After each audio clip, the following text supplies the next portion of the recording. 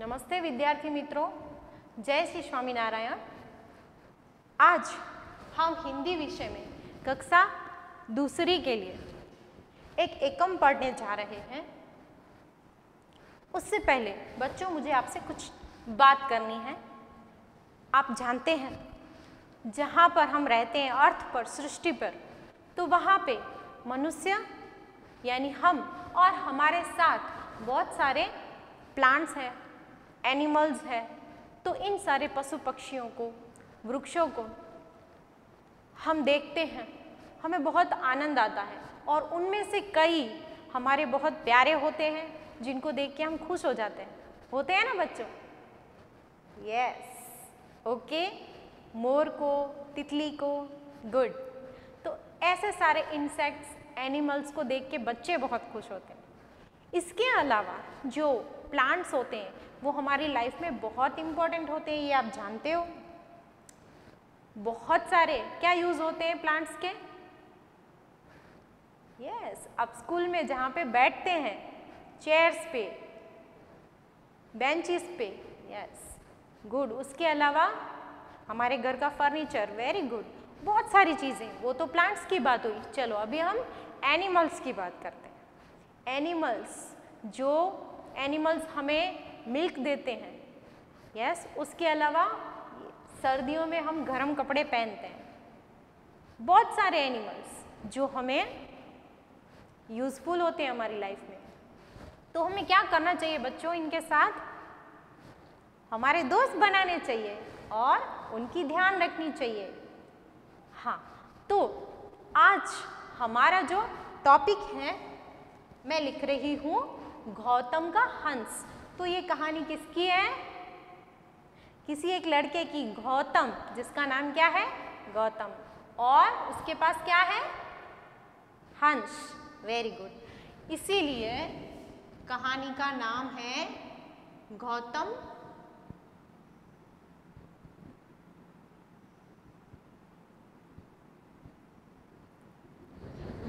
का हंस। ओके, तो ये गौतम कौन है? ये एक लड़का है जो अपने घर में, अपने उद्यान में, उद्यान यानी बगीचे में बैठा हुआ है और अचानक उसको एक कोने में से, किसी पेड़ के नीचे से किसी बर्ड की, किसी एनिमल की या कुछ अजीब सी उसको आवाज़ आती है और वो क्या करता है? यहाँ वहाँ देखता है। और उसने क्या देखा, ये गौतम ने, कि वहाँ पे एक हंस पड़ा हुआ है जो उसको मिला। तो इसीलिए हमारे टॉपिक का क्या नाम है? गौतम का हंस। ओके, तो वो उसको मिला, वो खुश हुआ, लेकिन वो हंस जो था उसको तीर लगा हुआ था, इसीलिए वो डर गया। गौतम डर गया, इसको तो, ये तो घायल है, इसको तो कुछ करना पड़ेगा वरना भी मर जाएगा। यस, तो फिर उसने क्या किया? तीर उसके शरीर से निकाला। किसी ने उसको तीर मारा था और उसने तीर निकाला, उसको पूरा घाव था, उसमें बहुत अच्छे से उसको मरहम लगाया, उसको धोया, उसकी पूरी देखभाल की। और उतने में उसका ही चचेरा भाई यानी कि चाचा का बेटा, हाँ उसी का भाई, गौतम का भाई, वो दौड़ के आता है और कहता है, भैया ये हंस मुझे दे दो। क्यों? हाँ, ये तीर जो मारा था ना, मैंने मारा था, मैंने उसका शिकार किया है, तो ये हंस मेरा है, तो मुझे दे दो।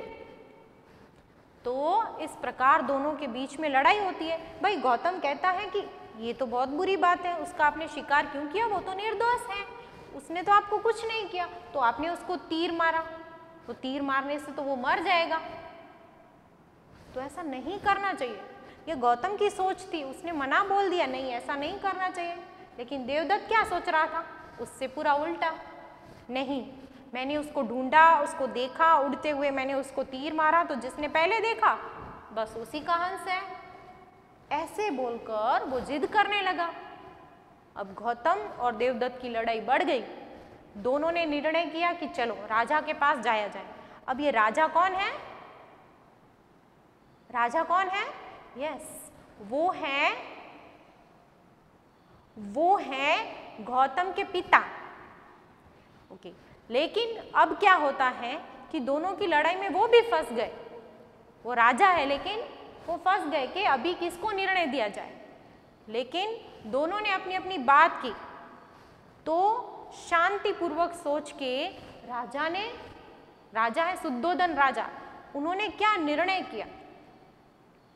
उन्होंने निर्णय किया कि भाई जो इंसान किसी को बचाता है, उसकी सुरक्षा करता है, तो उसके साथ ही ये हंस जाएगा। क्यों? क्योंकि उसने उसको जीवन दिया है, उसने उसकी रक्षा की है, और आपने तो उसको मार दिया था, तो फिर वो तो उसको तीर लगता तो वो मर जाता। तो ये जिसके साथ खुश रहेगा, जिसके साथ सेफ रहेगा, सुरक्षित रहेगा, मैं तो उसी को अंश दूंगा, मैं तो यही सोच रहा हूँ। हाँ, तब देवदत्त को भी समझ आया और गौतम ने उसको समझाया कि कभी भी किसी भी एनिमल्स, बर्ड्स, इंसेक्ट्स जो भी हैं, उनको हानि नहीं पहुंचानी चाहिए। वो हमारे दोस्त हैं किसी न किसी तरीके से, और अगर हम उन्हें नहीं देख पा रहे हैं, नहीं मिल पा रहे हैं, दूर से देख रहे हैं, तो भी उनको देख के खुश होना है, हैप्पी होना है, और उनको भी सुरक्षित रहने देना है। ऐसा नहीं कि हम उनको कुछ तकलीफ पहुंचाएं, उनको कैद करें, हमारी खुशी के लिए उनको अपने घर में पालतू बना के रखें। नहीं, अगर हमें उनके देखना है या उनके साथ खेलना है, तो हम उनको दूर से देखकर भी खुश हो सकते हैं। तो बस गौतम ने भी यही कहा कि मैं भी इस हंस को मेरे पास रखने वाला नहीं हूँ। जब वो ठीक हो जाएगा, उसका घाव ठीक हो जाएगा, तो मैं उसको विदा कर दूंगा, उसको जहाँ पे जाना है उसको उड़ा दूंगा और वो चला जाएगा। तो इस प्रकार राजा गौतम की बात से खुश हुए और हंस किसका हुआ? गौतम का। यस, ओके बच्चों, तो आज ये कहानी जो हमने सुनी, उसमें कहानी में कुछ कुछ शब्द ऐसे हैं जिसको हम कठिन शब्द कहेंगे। इसके कुछ पर्यायवाची शब्द हम लिख लेते हैं।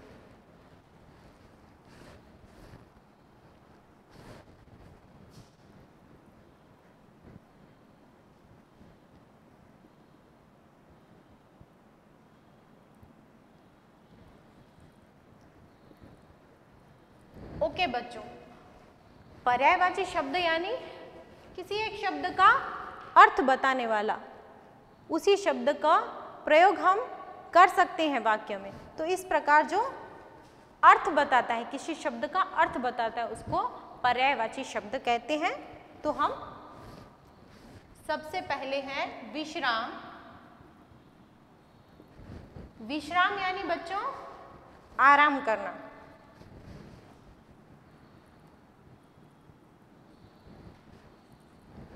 नेक्स्ट है चोट। चोट यानी घाव।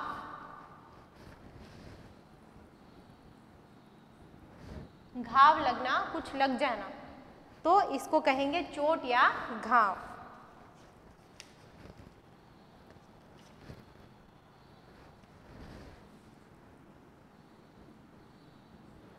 ओके, हक यानी अधिकार। अब दोनों किसके लिए लड़ रहे थे? हंस के लिए। और वो क्या कह रहे थे? हंस पे मेरा हक है। गौतम कह रहा था मेरा हक है, देवदत्त कह रहा था मेरा हक है। हक यानी अधिकार।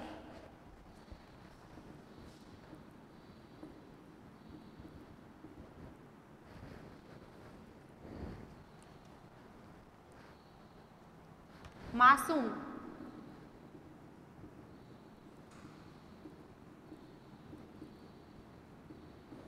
मासूम यानी निर्दोष। जो ये हंस था उसने तो किसी को तकलीफ ही नहीं दी थी, वो तो ऐसे ही अपनी जगह पे था, लेकिन किसी ने उसको, देवदत्त ने उसको तीर मारा था। तो देवदत्त था वो दोषी था और हंस था वो निर्दोष, जिसका कोई दोष नहीं है, मासूम है, उसको कहेंगे मासूम या निर्दोष। ओके, हाफना।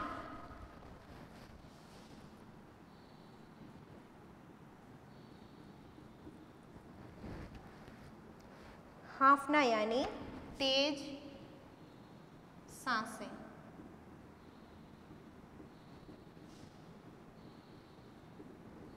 तेज सांसें चलना। क्यों? जब ये हंस घायल होकर जमीन पर गिर गया था तब उसकी सांसें कैसे चल रही थी? तेज चल रही थी।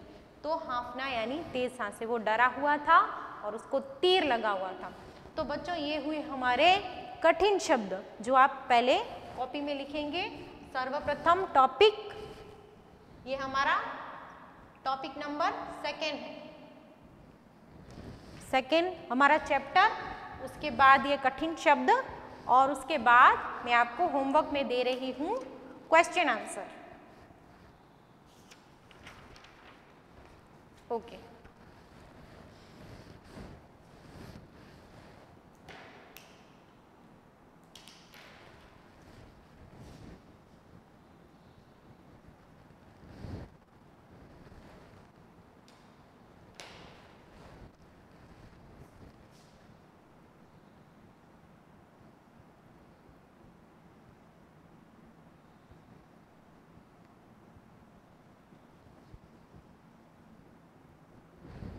इन प्रश्नों के उत्तर बच्चों आप एक वाक्य में सही रचना से लिखेंगे।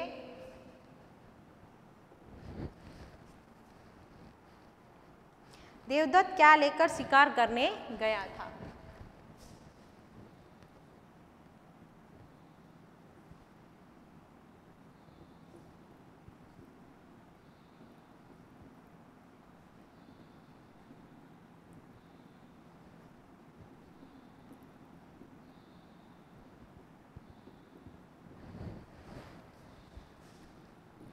ओके। क्वेश्चन नंबर 2, गौतम ने घायल हंस को जमीन पर पड़ा देख क्या किया?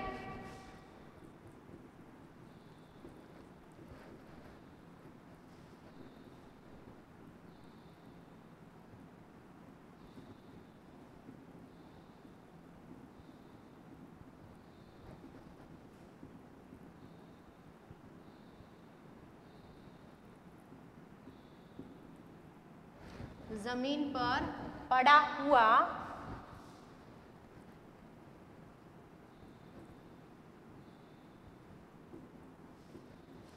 देखकर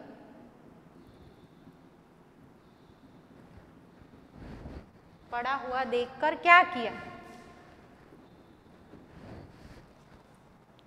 देवदत्त द्वारा हंस मांगने पर गौतम ने क्या कहा? अब जब देवदत्त पहुंच जाता है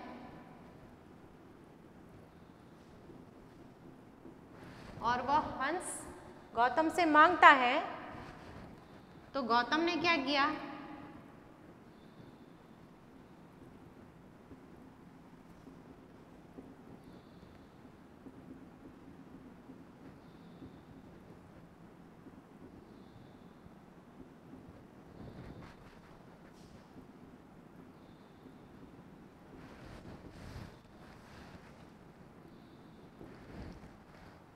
लास्ट क्वेश्चन, महाराज शुद्धोधन ने किसके पक्ष में निर्णय किया? राजा जो थे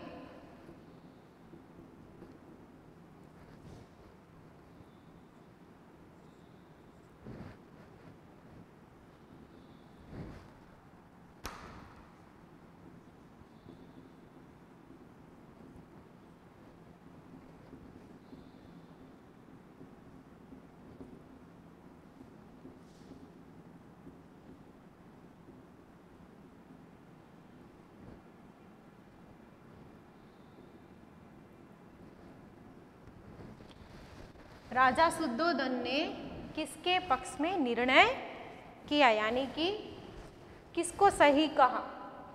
ठीक है, ओके। ये सारे प्रश्न आप अपनी कॉपी में लिखेंगे और इसके उत्तर एक वाक्य में लिखेंगे। नमस्ते बच्चों, जय श्री स्वामीनारायण।